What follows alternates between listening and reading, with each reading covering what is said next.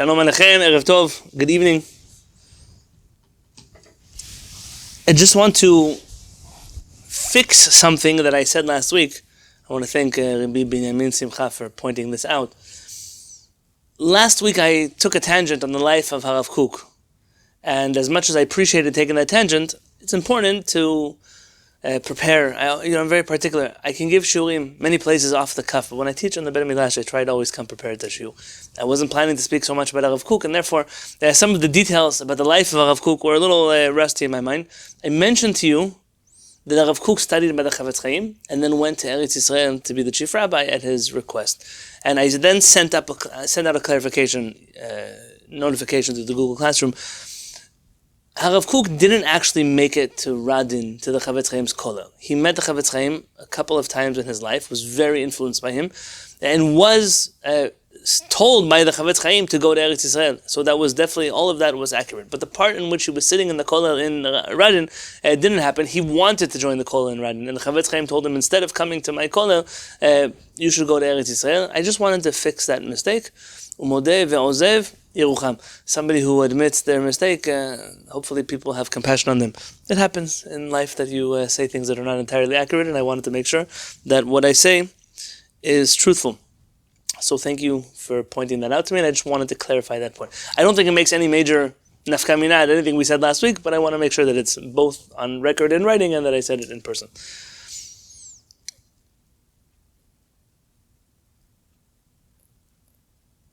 Let's look at the writings of Uziel at the bottom of page 11. That should be the second or third page in your PDF.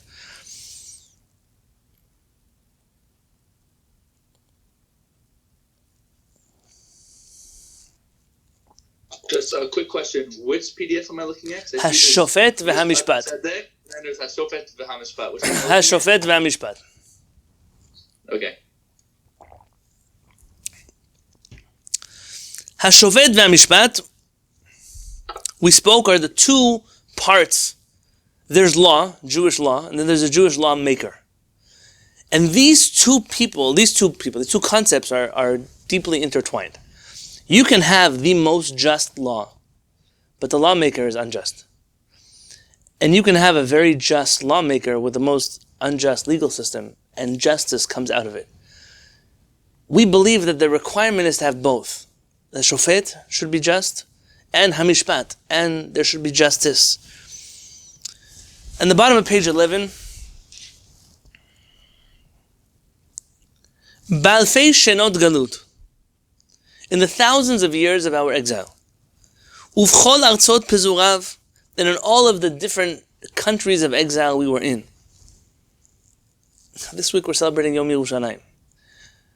I think if a person stops to wonder, can we ever change the way the world looks? Can we ever change the way Am Yisrael operates? Very often I see people get into this loop of, no, we can never fix anything, nothing will ever change, everything is stuck, everything is broken. You look at a world in which 76 years ago we didn't have a state of Israel. Now, 75 years later, I can tell you that I can make a comprehensive list of the problems that exist in the state of Israel, and likely that might be longer than the declaration of Israel's independence. But it doesn't matter. We managed to get a state off the ground with the help of HaKadosh Baruch Hu. We managed to get back Yerushalayim, at least most of it, and most of the way that we wanted to. We managed to put together an army and a government and a police force and a workforce and all kinds of incredible things. HaKadosh Baruch Hu helped us do all of those things. We live in a generation that wasn't stuck in a 2,000-year loop. We finished that 2,000-year loop. We might get stuck in another loop. But we've managed to accomplish, with the help of HaKadosh Baruch Hu, tremendous things. And when you read about problems in Am Yisrael, I'm asking you to recognize that you live in the first generation, the second generation maybe, that has the opportunity to possibly change many of these things. It used to be crazy to think we might have a Sanhedrin, we have a state of Israel. That was also crazy once upon a time. That was also an outlandish idea. But it happened, Baruch Hashem. A lot of things that we are skeptics about, they can happen. HaKadosh Baruch Hu is real. Ba'alfei shenot galut, when you think about the exile that we were in, b'chol artzot pezurav, I sit in a Bet Knesset. My galuyot, the exiles that my family came from Israel to where? To Spain, then to Morocco. On my father's side, to Yemen. According to Yemenite tradition, Our family didn't even see the second Beit HaMikdash on that side of the family. They left already in the time of Shalom HaMelech in the first Beit HaMikdash. I sit in my Beit HaKnesset. I'm married to somebody of Hungarian and Russian background. I sit in my Kehillat. There are people from all the Galuyot in the world. I can't even, look at this room. Look at the Galuyot we come from. And there was something in common with all those Galuyot, aside from that we were Jewish and we had a Torah. Lo zanach Yisrael et mishpato ve'shoftav. We did not abandon our law or our lawmakers. It doesn't matter which galut you go to. It doesn't matter which exile you found Jews. It doesn't matter how much freedom they had to be autonomous or not, which we'll talk about at the end of this class. Am Yisrael was constantly involved, not just in pursuit of law, of halakha, of nitty-gritty details of halakha, but also of associating ourselves with leaders, rabbinic leaders, spiritual leaders, that taught us this law and embody this law for us. Uvchol she'elot ha'chaim, in all questions of life, hamishpachtiyim ve'atziburiyim, family matters, personal matters, family matters, communal matters, public matters, all of those matters we brought to our chachamim. Uvchol din udvarim sheben ish lere'ehu, and in any matter between us and our fellow, Panay Yisrael el shoftav hayoshvim al kiseh hadin. The Jewish people always turned for guidance to our chachamim who were sitting on the thrones of justice. I mentioned on Shabbat an academic article that I was reading, and right now I'm forgetting the title, but it keeps track of the novels, short stories, plays that were written in North Africa. And it observes all of the literature. I'm not talking about religious literature. So many of these plays and books were written by Jews who already were far away from the life of observance. The Chacham, the rabbi in the story, was always the central figure of wisdom. Was the person that one went to for guidance, for advice, not just for halakha, for all kinds of things, for family matters, for business matters. The person who was always able to give sound, sage counsel and advice. And at a certain point in history, we find that the Chacham goes from being the wise individual who the community looked up to the clown of the circus that the community couldn't believe. Why did we get stuck with this personality? And we see exactly when that happens and what contributes to that happening, and the tragedy that happens to the Jewish people from when that happens. The stories that we have, the jokes about rabbis, about religious leaders that mock and deride. But I'm not going to tell you that there are not people that are deserving of those stories. But the office of Chacham used to be that. You can't call a stupid person a Chacham, right? You could call him a rabbi. A lot of people you can call a rabbi that are stupid. But you can't call a Chacham, a stupid person a Chacham.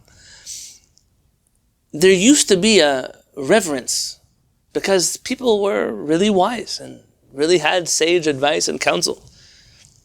Today I see there's a theme in the Jewish community. Today it's even perpetuated by rabbis.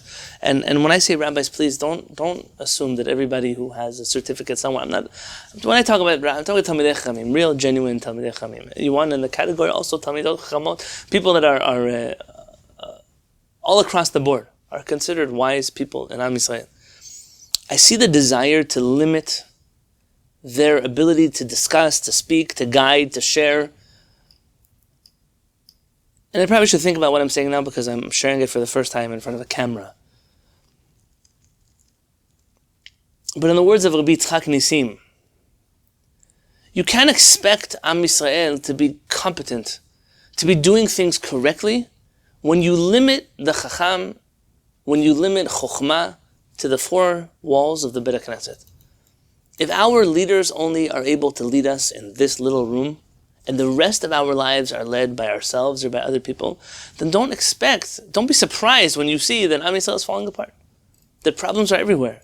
That we've limited our spiritual leadership to the most mundane place. Who needs it? You need a rabbi in a Beit HaKnesset? Forgive me, you need a rabbi in a Beit HaKnesset?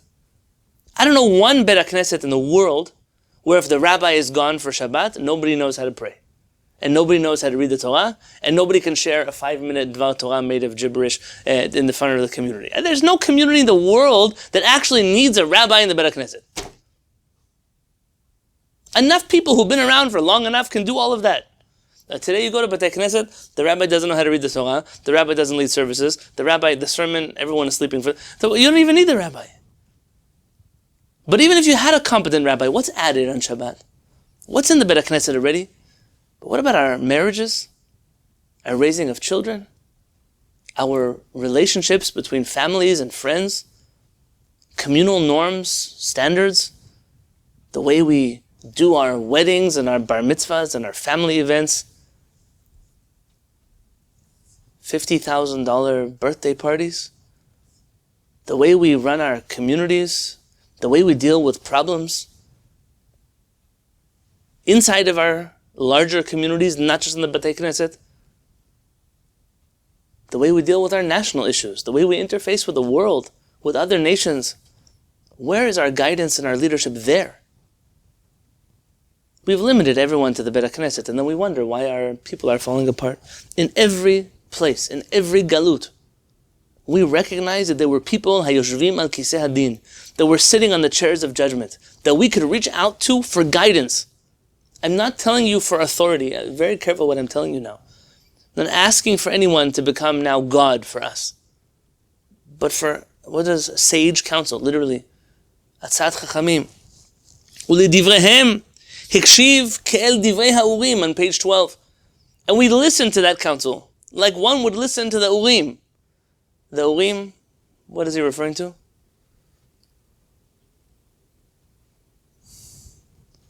Somebody here knows how to unmute themselves. Urim v'tumim.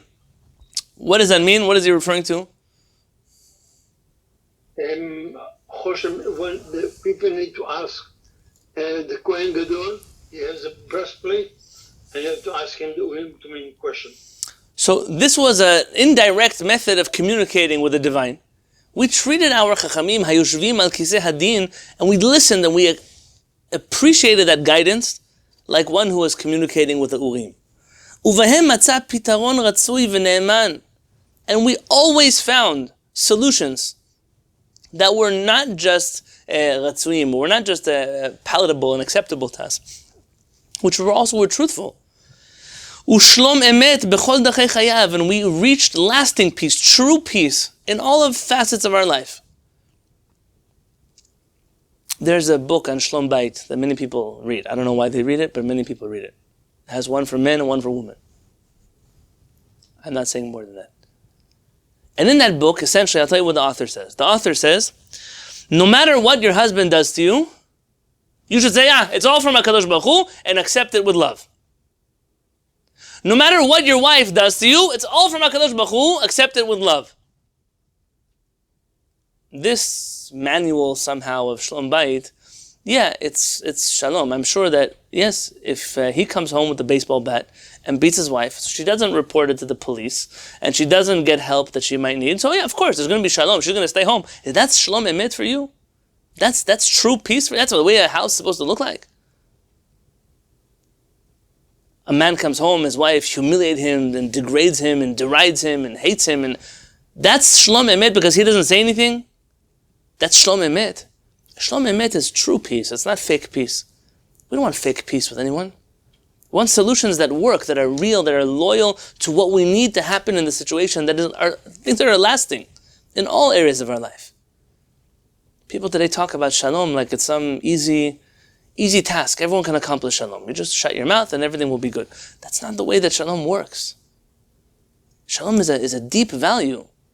And to balance that value, shalom emet, with truth is even more difficult. How am I truthful while also being peaceful? How do I have a truth, but not destroy the whole world with my truth? Some people celebrated Lag BaOmer this week. Lag BaOmer, Rabbi Shimon Bar Yochai, burning the world with his eyes, and HaKadosh Baruch Hu tells him, you came to destroy my world? I understand that you know the truth, but with that truth, you want to destroy the world? You want to destroy humanity? What do you want to do with that truth? Truth has to be balanced by shalom. But shalom must also be balanced by truth. Kisei Hadin ונפש השופט עמדו למעלה, מכל נטייה מפלגתית ומכל אהבת בצע וכבוד. This is very important. When we have lawmakers, judges, let's say judges. Unfortunately, in most systems that we're familiar with, I think it was Winston Churchill who once said that democracy is a terrible system, but it's the best one he found so far. In our world of judges are appointed, judges have political allegiances, judges are not always impartial. But above a judge, what stands above them and their political considerations, their financial ties, who pays them, who put them there, above that is hadin, the law, v'nefesh HaShofet, and the soul of the judge. Yes, I may be here because I was appointed by ABC, but my soul, I'm not going to sell my soul to anybody. When I sit on this chair of judgment, the law is in front of me, it's above me, as well as my soul, my integrity. It's above all the money, it's above all the honor. Lifnehem, in front of them, the pasuk from Iyov says, Lo nikar shoah bifnei dal.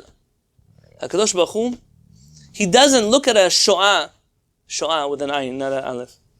What is a shoah? We know this word? It's opposite of dal. So tell me, what is a dal?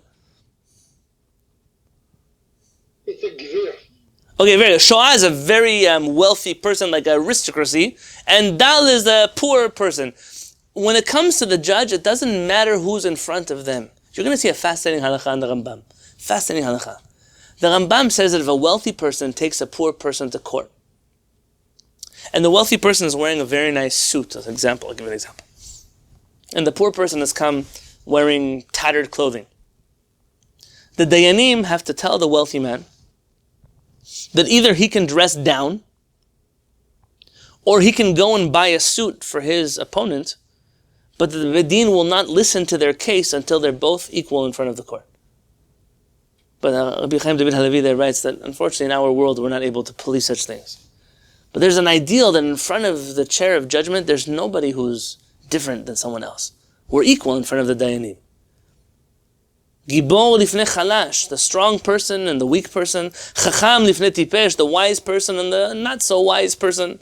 Lo tzadik lifnei rasha, and the righteous person in front of the wicked person. If the tzaddik of the generation did an avera, it doesn't matter, they did an avera. If they're in front of their opponent is the most evil person around, that evil person still deserves justice. They still deserve truth. That judge must preside over that case with integrity. Preside. Lo tisa pnei dal v'lo te'edar pnei gadol. It is forbidden, this is the book of Vayikra, to show favoritism to the poor person or to the wealthy person.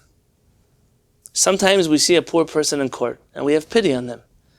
And that pity tells us that we can't rule against them. They don't have anything. Look how much money that person has. That's not the truth. The truth is that you as a judge have to be unbiased. You look at the wealthy person and you say, listen, the poor person, I'll throw them under the bridge. Who cares? I'll throw them under the bus. Doesn't matter. What can they possibly do to me if they lose? But the wealthy person, who knows? Maybe I want to be friends with them. No, you can't do that. When it comes to deen, everyone is equal. Like it says in the book of Devarim, V'lo tateh mishpat evyoncha berivo. You can't pervert judgment in any direction. Evyoncha b'mitzvot. Mima lekiseh hamishpat nitzav Elohei ha'emet ve'atzedek. So if above the judge is the law, and above the judge is his soul, his integrity, then above all of that is HaKadosh Baruch Hu, the God of justice and truth. Elohim nitzav ba'adat el, David HaMelech says in Tehillim, HaKadosh Baruch Hu is present when we are ba'adat el, in the congregation of God. Our rabbis tell us adat el is literally the term for a bedin. Where there is judgment happening, HaKadosh Baruch Hu is there watching very carefully. Because above us is HaKadosh Baruch Hu. Yes, we are here, we are human beings, we're doing our best. We're trying to remain faithful to the law, we're trying not to ruin our integrity, but more than that, there's HaKadosh Baruch Hu here, there's godliness here.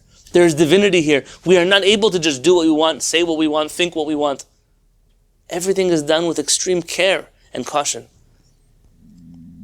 מטרתו היחידה של המשפט והשופט יחדיו, and the main and only goal of both the law and the lawmakers, הייתה לחנך. What did Rabbi Haim David Halevy say? The judge had two roles. One, to judge the criminals, but before that, the primary purpose, that which Moshe Rabbeinu never abandoned. He gave up the ability to judge people, but Moshe Rabbeinu wouldn't abandon his primary purpose. What was it? Do you remember?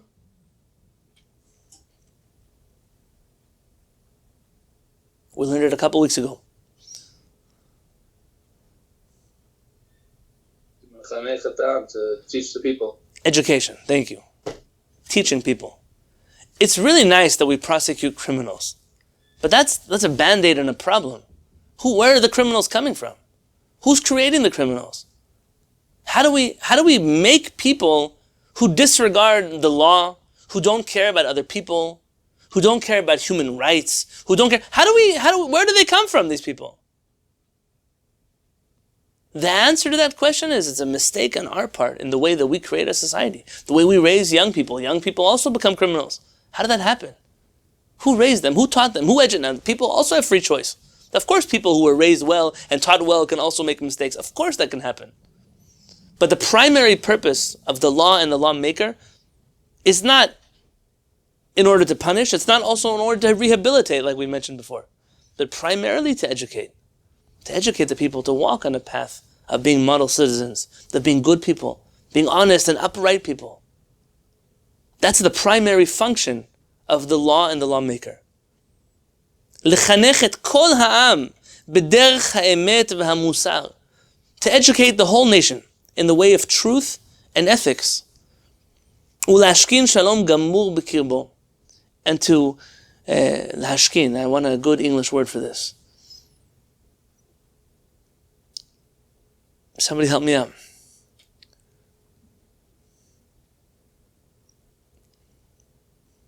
To imbue, perhaps.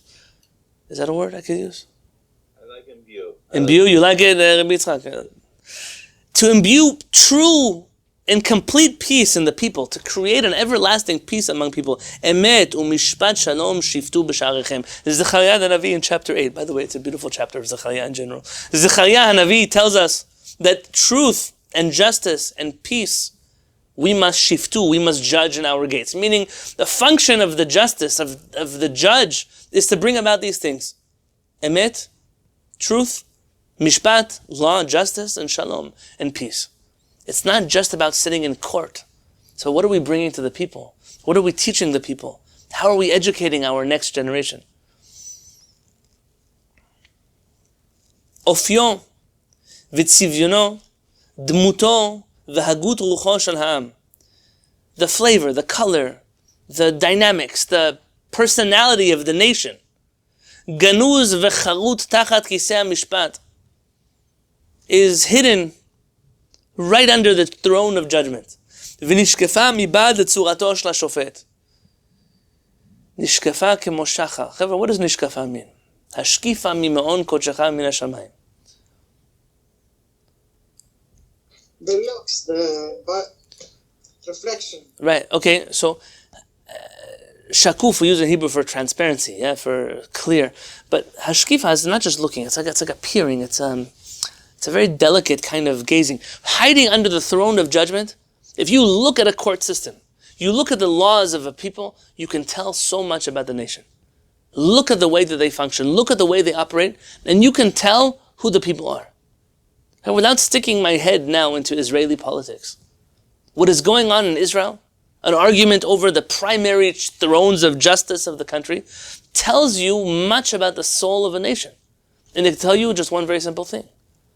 That in Eretz Yisrael, there are people that are struggling to figure out, what are we? Who are we? What is this nation? What do we want from our people? It makes sense, after 75 years, that people are trying to still figure this one out. But any nation that you go to, if you study American law, you look at American courts, you look at all of the things that we discuss in this country as a nation, you can tell so much about what is valuable to this people and what isn't. גדולתו המיוחדת של עם ישראל. The special, unique greatness of the Jewish people, מצויה במשפטיו הישרים והצדיקים. That uniqueness of the Jewish people is found in our righteous and straightforward, just commandments. הנשמעים ונגלים בדיבור ומעשה מפי שופטיו, which are taught, which are revealed both in speech and in action by our leaders, by our justices. ומי גוי גדול, says the book of Devarim, and who is like this great nation? אשר לו חוקים ומשפטים צדיקים, who has such righteous laws, ככל התורה הזאת, like this Torah, אשר אנוכי נותן לפניכם היום, which I give you today. Which other nation has the laws that I've given you? The laws of kashrut are very exciting. You know one thing they're not? They're not awe-inspiring. I don't think everyone's walked away from Siman Kuf Yud Aleph and Yoreh De'ah and Shulchan Aruch. I don't know, walked away from Kuf Yud, Biriyah. What happens if an ant falls into your chicken soup? Wow, unbelievable. I saw HaKadosh Baruch Hu's greatness today in the Shiur. Shin Yud Chet, you were in Orach Chaim studying the laws of Shabbat about what kind of food you're allowed to put back on a hot plate on Shabbat. Is it liquidy? Is it not liquidy? Is it mostly dry? Is it completely dry? Is it fully cooked? Is it a third way cooked? Or is it only halfway cooked? Nobody ever walked away from those halachot saying, wow, Elohim nitzav ba'adat el. I felt God over here in this place. I'm sorry to sound like a heretic. But when you learn about our laws that are tzaddikim, our laws of what we expect from society, from people, from interpersonal relationships, our foreign policies, our interior policies, what Am Yisrael is expected to act and behave like, then you recognize, wow, which other nation has Mishpatim Tzedikim Kechol HaTorah? Which other nation has a Torah like ours? Mishpatim Rabim Tzatzu V'Navlu Yom Yom. Different legal systems and codes have come and gone every day. B'fchinat poshet tzura v'lovesh tzura. Like somebody who gets dressed and undressed. You know, people change their clothes. How many times you change your clothes this week? Please don't answer. Today's Monday. Hopefully you've changed your clothes at least twice since the week started. I'm saying at least twice. Hopefully I'm saying properly. You want... The legal systems have changed. Different countries, different places.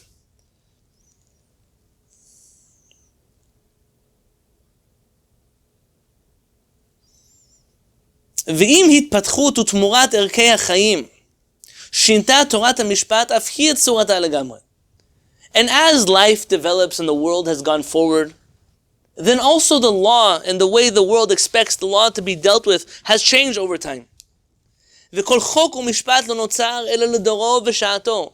And every other legal system existed only for its time and its place. For that generation, those laws made sense. ורק משפטי תורת ישראל נשארו קיימים עד היום. And only the laws of the Jewish people have lasted until today. Are there other books of law that are ancient that exist today?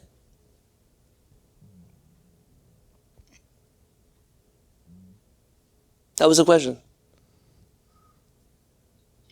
Maybe not a book, but supposedly the Magna Carta, the British Constitution, exists, and that's about 1,000 years old. Okay. Anything it's as... not written down though, so it's debatable of whether it exists. Okay, so let me maybe say this. Any legal system that is as old as the Jewish people's that is still in operation today.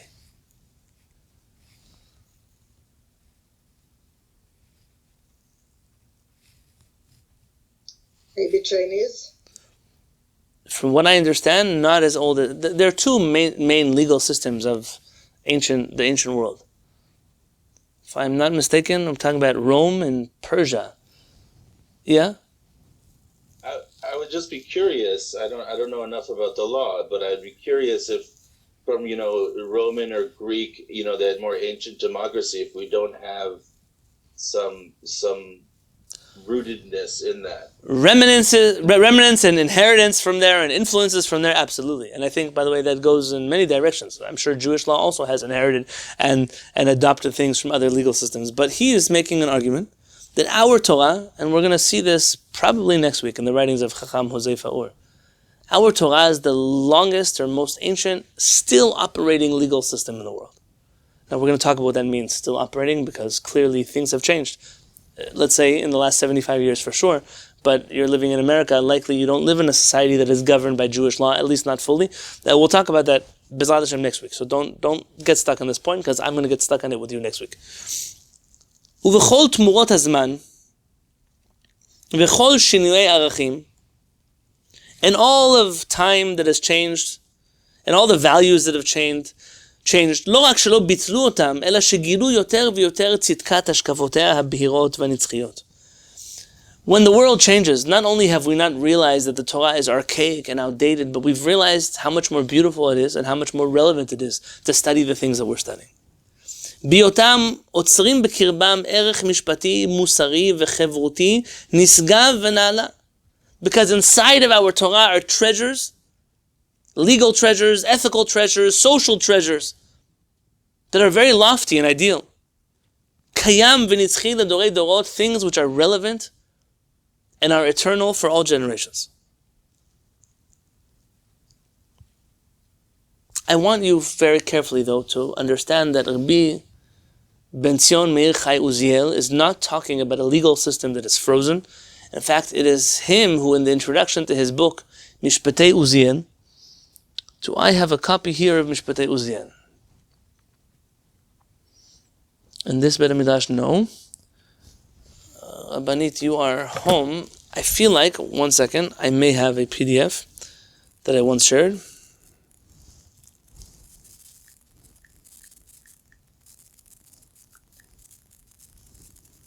Yeah, I have it right here.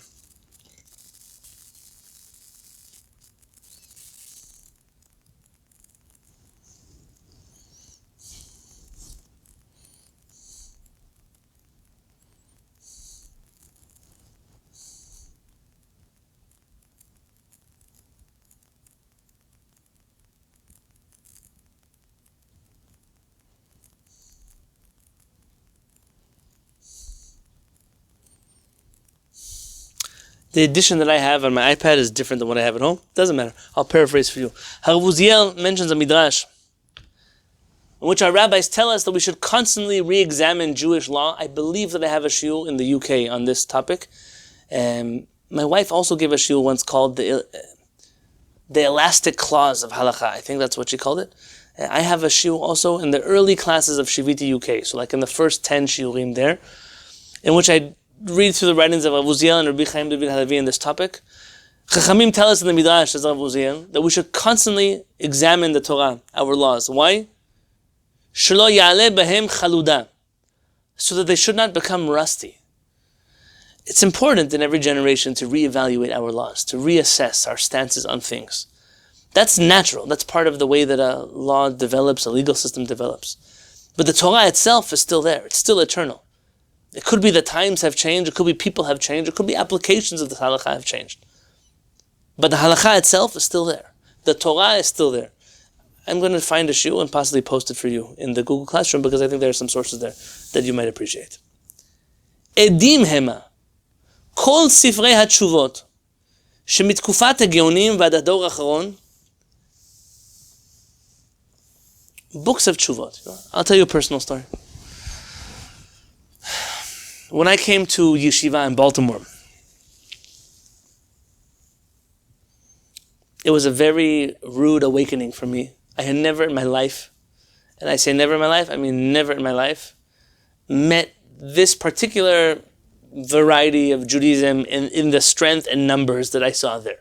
So of course I met people of that persuasion throughout my life at different places, teachers in schools, rabbis, but never was I in a place like that, all at once, overnight. My first night in yeshiva, I came to my room. They gave me you have a room, you share it with roommates. Everybody gets a little corner of their room. You can decorate, do whatever you want with. What did I bring from home? I brought some books, and I had like a little Israeli flag, a little tiny Israeli flag. I stuck it in my nightstand over there. First night of yeshiva, welcome to yeshiva. One kid walks into my room. We don't even know each other. This kid came from Cleveland, Ohio. We never met before. He came, he took one look at my flag, one look at me, he kicked me in my shins and walked out of the room. And I was like, wow. We're in California here. We experience anti-Israel sentiments all the time on campus. But never in my little Yonatan Halevi life that I experienced that before. And then I had to figure out a whole new system of learning Torah. I can't tell you that in San Diego we learned so much Torah in school. Like we learned, but not like there. And very quickly I was convinced that Torah is not for me. I hope I'm not embarrassing my parents on this call.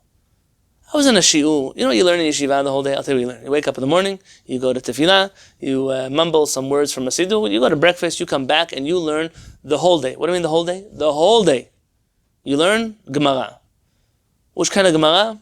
The least relevant Gemara they could possibly choose for your life. That's the Gemara that you learn. How long do you learn it for? For the whole day. For how long? For the whole year. You finish learning an ox gores a cow, who pays what, when do they, there are different types of watchmen that are guarding people's personal property, what happens if this one does that, and this one is negligent, and this one, and all they talk, for how long do they talk about it? For 12 hours a day. For a whole year. You finish the year, how many pages of Gemara did you study? Lucky if in a good year we studied 10 pages of Talmud. You're lucky in a good year. 10 pages of Talmud, you think about it, 10 pages of Talmud, how many pages are there in the Talmud? Someone's going to do the math quickly for me, but if it takes you 7.5 years to finish the whole Talmud, if you do one page every day, then I'm like 10 days into finishing the Talmud. That's how many, into my 7.5 year cycle. What did I learn? Absolutely nothing. The best part is, you come to the yeshiva, and the rabbi is going to give a class. Let's say it's 12 o'clock in the afternoon, he's going to give a class. So now it's 9 o'clock in the morning. So what do you do from 9 o'clock to 12 o'clock? You're supposed to prepare the passage of the Talmud that the rabbi is going to teach. Okay. I'm from San Diego. I never learned this passage of Talmud before. So now I'm sitting across somebody else. Don't worry, he never learned it either. So now what do? We sit there for 3 hours, learning something, breaking our teeth, and the best part, how we learned it incorrectly. For sure we learned it incorrectly. Because who was going to teach us the right way? We come to class. Now the rabbi says, you now know what you studied? Great. Now I'm going to start elaborating on what you studied together for the last 3 hours. Wait, we didn't, stop. Read it and translate it first. Okay, I'll read it very quickly and then I'll elaborate. And then you spend the next 3 weeks. The Brisker Rav said this, Rabbi Akiva Eger said that, the Margaliot Hayam said this, the Ktot HaChoshen argued about that, Tosafot has a whole 1 week, 2 weeks. They're building buildings, but you don't even have a foundation to build a building on. And then you start to get into some really exciting pilpul. I remember one shiur that I sat in. I'm sorry, I'm boring you with a story, but I'm taking you somewhere intentionally. You know, there was an argument, according to our Chachamim, Moshe and Betzalel, they were both tasked with building the Mishkan.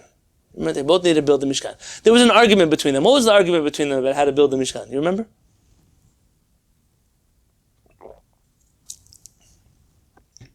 Mishkan first or the Kehillat first? Very good. Am I going to build the Mishkan first, the building first, or am I going to build the utensils for the building first? And the argument was, do you ever first buy furniture for a building you didn't build? I mean, do you go buy couches and a dining room set for a house you didn't build, or do you first build the building and then the couch and the dining room set? Okay, that was the argument between Moshe and Betzalel. Great argument. And so, the purpose of this, I have no clue. So now here what we're doing, we're studying the enumeration of the mitzvot. Here's something interesting to know. We know that there are how many mitzvot in the Torah? We say 613. Okay, our rabbis tell us there are 630 mitzvot in the Torah. If our rabbis tell us there are 630 mitzvot in the Torah, it's a good reason to assume there are 630 mitzvot in the Torah. What are the 630 mitzvot in the Torah? Nobody has a clue. In the generation of the Rishonim, it became a fad. Everyone is counting how many mitzvot are in the Torah. So for example, now it's Shavuot. Shavuot is coming up. In the Sephardic community, we sing the Azharot of Rabbi Shlomo ibn Geviro. We sing the 613 commandments as written by Rabbi Shlomo ibn Geviro. Rabbi Yosef Kapach is sitting in Yemen, and he's struggling very much with this song. Because how could it be that we Yemenite Jews, who rule according to the Rambam and everything, are reading the list of mitzvot of Rabbi Shlomo ibn Giviro, which directly contradicts the number of mitzvot of Rabbeinu HaRambam. So he made his own song. It's same tune, but his own song, based on the Rambam. You have other Chachamim that are counting the mitzvot. So there was an argument, I think the Rambam and the Ramban, whether there's a separate mitzvah to build the Mishkan and the utensils, or there's just a mitzvah to build the Mishkan and the utensils are included in that. So what happens? There's some argument, Rabbi Akiva Eger and the Tosfot Yom Tov. Here's what the rabbi concluded in the shiur. The reason why Moshe Rabbeinu felt this way was because he held like Rabbi Akiva Eger. You know where Rabbi Akiva Eger lived? Ballpark. 200 years ago? I'll take it. I don't know exactly when. 200 years ago. And Betzalel, he ruled like the Tosfot Yom Tov. And that's why thousands of years beforehand, they were having this argument. Now, when you're sitting in a shiur like this, and you are trying to keep a straight face. Why are you trying to keep a straight face? Because how can you listen to something like that and keep a straight face? How can you do it? You did a good job, all of you. How can you believe that somebody thinks that Moshe Rabbeinu and Betzalel are fighting over something that was invented 200 years ago in Eastern Europe? How could it be? How could it be? If you are mefulpal enough, if you're twisted enough, then you can come up with anything. And I had a very hard time learning Torah, because the style of learning Torah, it didn't sit with me. There's a piece of Rav Kook in Orot Torah, I think it's chapter 8 or 9. Rav Kook writes that certain people left the Beit Midrash. They could have been Torah scholars, but they left the Beit Midrash because the type of Torah that was being taught in the Beit Midrash alienated their souls from the Beit Midrash. For some people, it was too much halakha. Too much halakha made them run for the mountains. For some people, it was too much agadah. Too many midrashim, made them run for the hills. We've lost people because of a style of learning, and that style of learning, whereas my friends and my classmates loved this style of learning, I reached this conclusion that one, I'm not really good at studying Torah, and two, I don't have a future in this. So it was really nice that I came to the yeshiva to learn Torah, but I'll finish my high school years, and then I'll go do what everybody else does. One night, I was sitting in the back of the ladies section. Why was I sitting in the ladies section?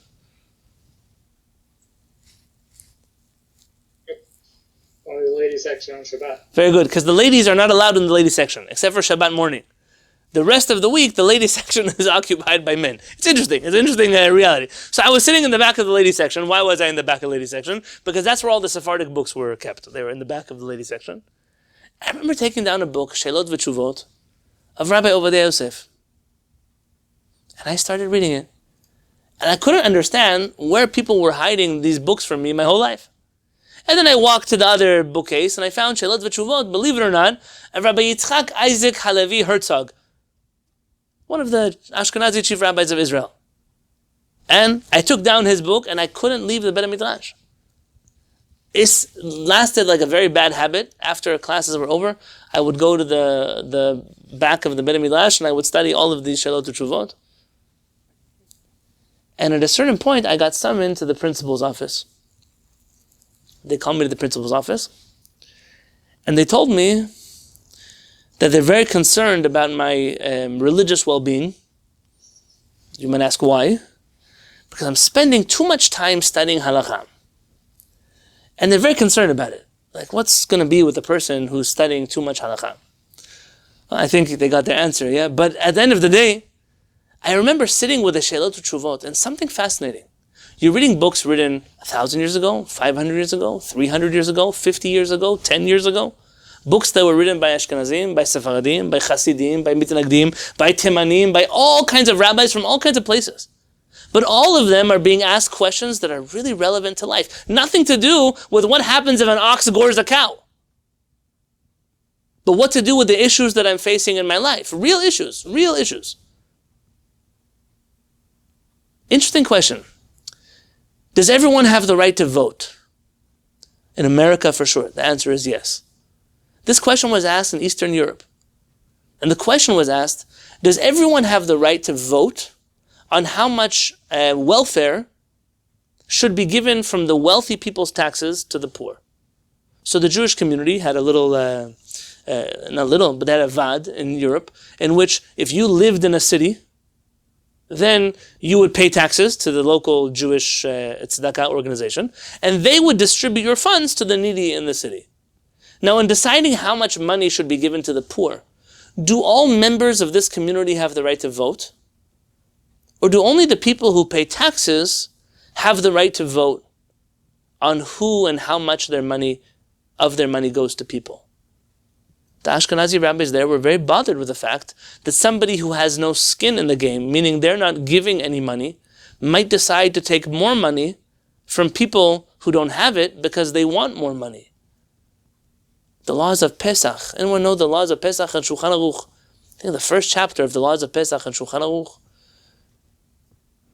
There's a mention of Ma'ot Chitim. Very good. Ma'ot Chitim. See, my mother knows Shulchan Aruch well. Ma'ot Chitim. In every Jewish community, at least the functional Jewish community, before Pesach, there is a fund of money that goes out, or at least food, that goes out to people to be able to buy food for Pesach. And this is not because Pesach prices have gotten so expensive that people couldn't afford it, so even wealthy people are rich. This was because people really didn't have money to buy chitim, even grains for Pesach. To think that people used to buy grains for Pesach, you can imagine such a crazy idea. They used to buy their grains for Pesach, and the question was, who is eligible to receive money from the community? Let's say I move to the community on Erev Pesach. Do I get to take money from the communal fund if I need money? What's the risk of me taking money? Now, the people who've lived here the whole year, they lose another fraction of the income they were expecting on Pesach. How long do I have to live in a community before I can collect my income from the community, my tzedakah from the community? Real questions, real important questions. I said in Noda B'Yehuda, and there are no children here. The Noda B'Yehuda, sitting in the back of the yeshiva library. Noda B'Yehuda has asked a question about a family who hosts a yeshiva student to live in their house. Why would you host a yeshiva student to live in your house? Tell me about the yeshivot in Ashkenaz. How do they operate? They need a place to eat and sleep. Very good. Yeshivot in Ashkenaz famously didn't have dormitories. Not like today, you go to yeshiva, you pay dorms, you get food, There, families would host the students in their home. The families would host the students in their home. I'm debating whether I should share this one. Families would host the students in their home, and they would feed them, and they would clothe them, they would take care of their well-being, and the students would go study in the yeshiva. Now, these were not little children, these were young men. This question is asked by the wife, the homeowner. She's the wife of the husband who's hosting this young man. She fell in love with a yeshiva student. Now they're in a relationship. And they don't know what to do because now he's become a rabbi, he's looking to get married. Now they're not together anymore, but they want to know, do they have to tell the husband? Is this a problem of is it a problem of being unfaithful? Do they have to separate from her husband? Now she did teshuvah already, he did teshuvah already. What happens in such a situation? They're afraid to share names because they don't want people to get in trouble here. Noda B'Yehuda is walking a tightrope. Real issues. I'm not talking about what happens if I live in a neighborhood and the rabbi doesn't like the eruv, but this rabbi likes the eruv. Can I carry the jello to the kiddush on Shabbat? Not those kind of questions. Real questions that are bothering people. In every generation, different chachamim answered people's questions. They cared about their questions. They had real problems they wanted to solve. And you see this in all of those books. Let me read to you on page 12. I got sidetracked. I want to tell you that in the world of She'elut Teshuvot, I found my calling. What made me recognize that I want to study Torah for my life was the writings of our Chachamim, who made Torah relevant in every place they lived. Who had answers, solutions. Maybe you don't have to agree with all their solutions. Rabbi Yosef Massas, sitting in Morocco, is asked about the Jews who are now living in a place where there's no eruv, but they're still carrying on Shabbat. Are you allowed to carry without an eruv on Shabbat? The classic answer is no. Rabbi Yosef Massas tries to prove that it's okay to carry without an eruv on Shabbat. He has 36 considerations about why a person might need, not want, need to carry on Shabbat. 36 calculations. One day we'll do a teshuvah together. The teshuvah, because maybe they want to take their sunglasses to the Beit HaKnesset. But it's not so sunny right now. So they want to hang their sunglasses on their shirt. How could you ask a person to not wear their sunglasses on Shabbat? They'll ruin their whole Shabbat if they don't walk with sunglasses. People have their tobacco box they carry in their pocket. They're part of their enjoyment of Shabbat, their tobacco that they take. That's a calculation to let people break Shabbat. But when you're the rabbi of a community and you care about the people in that community, and you want the well-being of the people in that community, you see that Rabbi Yosef Masas is in tune with what the people need. He's trying to come up with a solution that works. You don't have to accept it. It doesn't seem like he accepted it. But these books make halakha relevant. Says Rav Uziel, Edim hema, kol sifrei teshuvot, all of the books of responsa, halachic responsa, are witnesses. Mitkufat geonim bad hador ha'acharon, from the generations of our geonim, the early rabbis until today. Lehaid, to testify, ki Torat Yisrael b'mishpata otzeret b'kirba yesodot bri'im u'mafri'im ke'ele, that our Torah has inside of it ideas, foundations that are healthy and rejuvenating. They're two beautiful words. Healthy and rejuvenating. She'en hazman mechale otan u'mevian lidei zikna, because time, no matter how much passes, will not make our Torah too old and disappear from the world. V'lo hamakom po'el leshanot yisodotehem. And even though the details might change, but the principles never change. Uvisudot elen, and these foundations, matzu raboteinu dor pitaron ratzui lechol hashelot hamishpatiyot bechol gvanehem utzorotehem hayoter chadishim. And no matter which issue, as modern as that issue might be. Now there's a big war in Israel about Shabbat elevators. It's not the same old war. There's now a new type of Shabbat elevator everybody's fighting about. Okay, listen, nobody yet suggests that Shabbat elevator is okay. They're just fighting about why it's wrong. They're not sure why it's wrong. They're still trying to figure it out, but they've decided that it's wrong. We're talking about real solutions to real problems that our Chachamim, there's no section in Shulchan Aruch discussing Shabbat elevators. But there's a part in Halakha, a foundation in which we base those values. Hayesod haikari shekol Torat HaMishpat benuya alav, the foundation of all of our Torah, hu midat tzedek, is justice. Tzedek tirdof, we're commanded by the Creator, you should pursue, surely pursue justice. V'tzedek atzmo, and justice on itself, eino mizdaken, never gets old. V'lo machlif et tzurato, and justice never changes its form. Umshaned panav, and justice never changes its face. Aval hu polesh lo derech b'chaim b'chol hatzurot u'v'chol ha'ma'amadim. No matter which way, which place, which social class, which time, which era, justice always finds a way. It's the opposite of rearing its ugly head, but by showing its colors, always is shining into our life. Polesh is an intruder. Justice finds its way into every part of our life, every facet of our being, no matter which generation we're in. On page 13, we'll end with this paragraph. Zohi hasiba ha'amitit. This is the true reason. Sh'Yisrael lo azav af rega et mishpato v'et shoftav. It's the reason why the Jewish people never abandoned for one moment their Torah and their lawmakers. Higin alav b'chol kochot nafsho.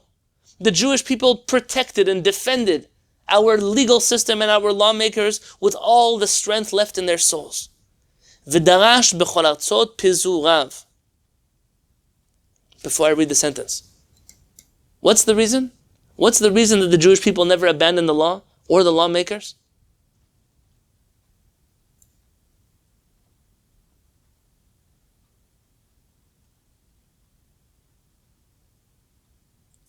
Someone?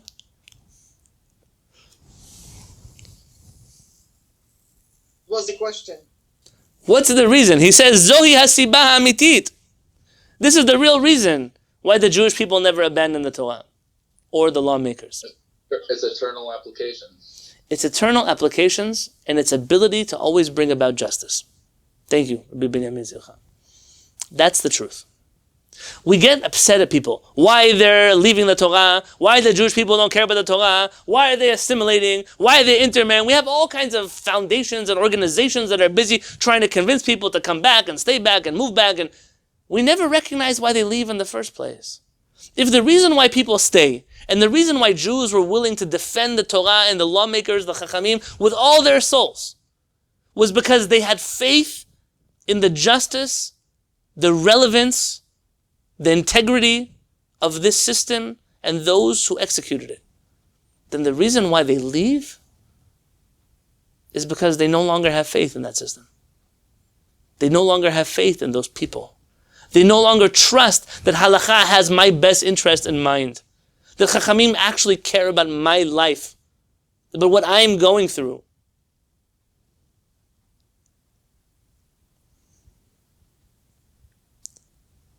So when we look at Jews running away, instead of blaming them why they're running, perhaps we can recognize that the reason they're running is because there's something to run from. You maybe have to ask yourself why you're not running. What's wrong with you that you've managed to stay so long in an abusive relationship? ודרש בכל ארצות פזוריו האוטונומיה המשפטית שלו. And every country that we lived in, we demanded our legal autonomy. I will speak about this in 30 seconds. Give me 30 seconds. והאמין בתחיית משפטו ושופטיו, and believed in the revival of its law and its lawmakers. היהודה לו מפי נביאיו. Something we pray for in the words of our prophet, V'ashiva shoftaich kevarishona, I will return your judges to you like they used to be. Hashivenu avinu, hashiva shoftenu kevarishona. We say, HaKadosh Baruch Hu, return every day, 3 times a day. Return our judges to us. Return our legal system to us. Autonomia mishpatit. That's going to be the topic of my next class. And we're going to read some eccentric sources. We're not going to continue next week from here. Maybe in 2 weeks from now, we'll finish this piece of Uziel. Next week, I have to take a tangent. For those of you in Kehillat HaShamayim, you're going to be bored because you've learned with me before. But I promise you won't be bored. For those of you who have not yet been to Kehillat HaShamayim, likely you've encountered this very rarely in your life. Jewish national autonomy. What does it mean? What is its effect on halakha? What does it have to do with us? And what does it have to do with what we're studying right now? But before I go there, I want to end with this. I see so often blame on Jews who leave. And I never, or rarely ever, see the Jewish community who observes halakha take credit, take responsibility, hold themselves accountable for people who leave. There are people whose pursuit of justice, of righteousness, of good, has led them away from the Torah. Why? If our Torah is so beautiful, it's a beautiful gift that I gave you. Torati al ta'azovu, don't abandon my Torah. Why do they abandon the Torah? Because they don't feel it's a lekach tov. The people that I've seen executing the Torah, living the Torah, ruling about the Torah, speaking about the Torah, they terrify me. I don't trust those people with my money, with my food, let alone with my life, with my marriage. Harav Peretz, when I once spoke with him about why Jews leave, he told me 3 words. Hayahadut me'ayemet alehem. The Torah, the Judaism, threatens them. Threatens them. People feel threatened and they leave. Harav Uziel is describing a Torah and a relationship between Jewish people and the Torah that used to exist in the not so distant past. It was the belief that the Chachamim, the people leading us, actually cared about us. That we love the Torah so much, we love our lawmakers so much, that we trust that system. We trust those people to always bring about not a fake situation, not everlasting peace, true justice, genuine righteousness, to bring into our life things that we are willing to die for. Why? Not because we were crazy, not because our imaginary beliefs, because we felt it every day in our lives, that these chachamim that we were learning with, these people we were studying from, these people that we prayed with, these people whose communities we were in, were the people that we trusted everything with. Our lives, our families, our children, our spouses, our businesses. When 2 friends would go to a bedin in front of a dayan and they would say whatever the judge says is the truth, and they wouldn't fight afterwards. Because we came here for that reason. What do we do when all the stories change? when that's no longer the Judaism that we embody. So people leave. People don't find wisdom there. They'll go somewhere else. They feel there's more justice there, more truth there, more Mishpat Tzedek there. And so in order to understand what we're asking for, I think it's crucial for us to understand what the Jewish community used to look like. What used to be the case? What did it once operate as? Someone recently spoke to me about agunot in the Jewish community. I'm sure you're familiar with the modern definition of an aguna. Is a woman who wants to get divorced and her husband is holding back from giving her a get. But it can go the other way also. Especially in Ashkenazi communities, a woman who doesn't want to receive a get can also cause for her husband to, but there are less, I'm going to be honest, there are less halachic ramifications in that situation. I'm not here to speak about agunot. When they came to speak to me about the problem, I said, my dear friend, I know the problem. There's a problem. It's a major problem. You could try to fix a little problem with a band-aid, or you could try to fix the whole problem. The problem is that our Batei Din, our Chachamim, our Poskim, our Dayanim, our whole system is broken. It's broken. It's destroyed and shattered to pieces. Our chief rabbis are concerned with what bracha you make on Bamba and whether women should be arrested if they wear talitot at the kotel or not. That's what we're busy dealing with. So how do I expect for people to have faith in our Chachamim, in our Torah, unless we're willing to say, what did it used to look like before it was shattered to pieces? What did our Chachamim, who actually cared about the woman who stood in the Bedin, who can't get a get, what do they do for her? How hard did they fight for her in a system that was operational, that wasn't broken? You can't expect for change unless we're willing to put in the work to make it different. And so I'm going to ask you tonight, and this is the homework, it should be posted to the Google Classroom in about 5 minutes. I want you to research for me a few words. I'm going to tell them to you now, and with this, it will be over. Here are the words I want you to look into. Phrases, offices, whatever you like to call them. Melech. What was a king in the Jewish people? What was that office like? A Nasi, the prince. So after the kings, there were princes. Nasi. What is the office of Nisiut?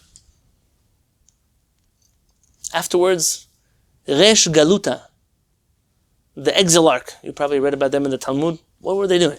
Who were they? A Nagid, Nigidim, or Nigidut.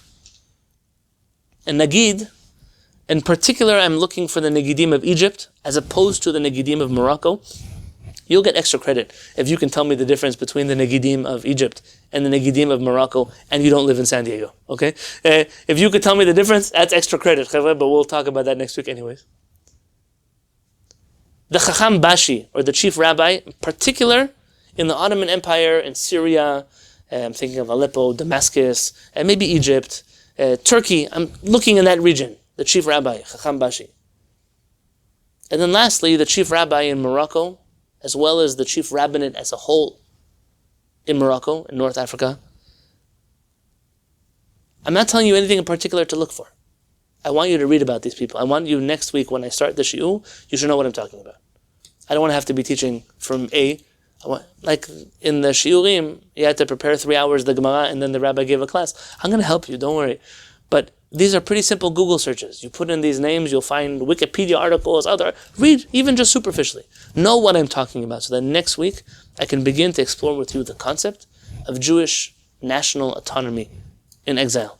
B'ezrat Hashem Yitbarach, we'll talk about that next week. But for right now, thank you for learning Torah with me tonight. And B'ezrat Hashem, I will see you next Monday night. God willing.